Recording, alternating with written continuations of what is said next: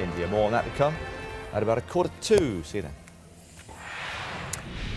Support to Britain's special forces in the field is to be cut, with the loss of around 600 posts. Personnel currently providing extra backup and logistics support to the SAS and SBS are to return to their regiments. Former SAS member Phil Campion is here with me this year. Phil, Hi, afternoon.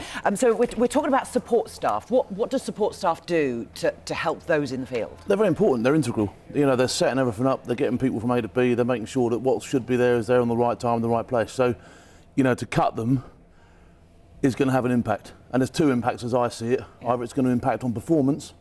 Okay? Performance of those in the field? Of course, yeah, because if you take stuff away, they can't do their job as well. So if that being unacceptable, then obviously the other impact is you can't do as much.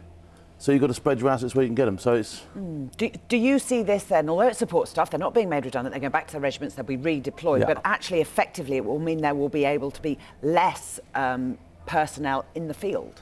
If you take something away, obviously there's going to be a ramification further on down the line, isn't there? So, you know, if you take the guy in the field as the blade, you cut the legs away, you know, there's going to be an effect, isn't there, somewhere? Has it become the case that there are less missions to be done, and that is why? I don't think so, no. Yeah. I mean, you can see there's stuff happening all over the place. You know, the guys are all over. You know, there's stuff happening more and more nowadays. You know, so and anyway, even if it wasn't, who's to say that in times of peace you shouldn't be preparing for war anyway? So.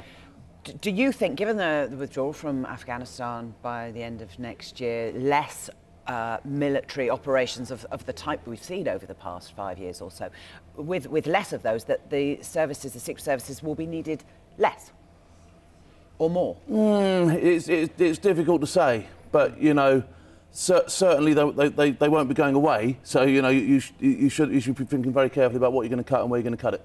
All of the services have seen cuts in personnel, cuts in resources. It's a nature of the times that we live in. Have the special services felt that as well already? Have there been? I'm sure everybody feels it. Everybody feels it across the board, don't they? So if you haven't, when you're in the field on an operation, if you haven't got the support network behind you, what sort of impact is it going to have on your day-to-day operations?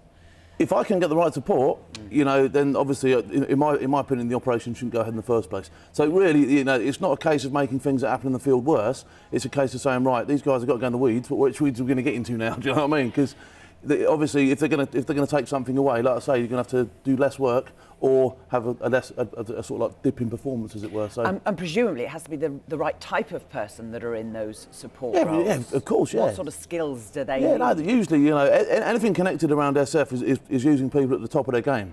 They're vetted, they're picked for a reason.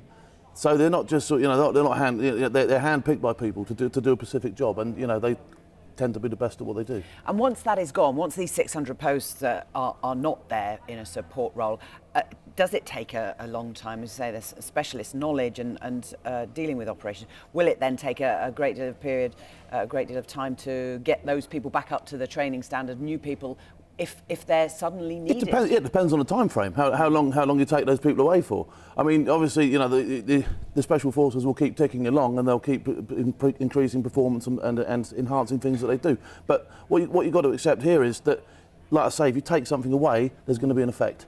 And if it's long term, if they do go away for a long time, obviously, yeah, you're going to have to redraft those skills and Phil, people. Yeah, with what has happened and how these special operations are handled, they are clandestine for obvious reasons. But it means that the likes of us know very little about them. So therefore, when they're cut, it's not in our face all the time. Whereas when you see a regiment being cut, you can see that that's having an effect. Do you think that has meant that sometimes the special forces are attacked more harshly because we don't know what they're doing? No, I don't think so, because I think, you know, the special forces are a massive asset to this country. Do you know what I mean? They're the top of their game.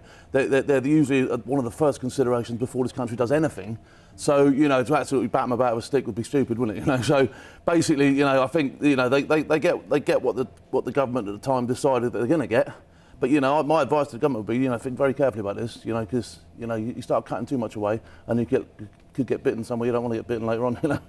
Phil, interesting to talk to you. Thank you very much for coming in. Thank you. The Director of Public Prosecutions has told Sky News that the threshold for prosecuting people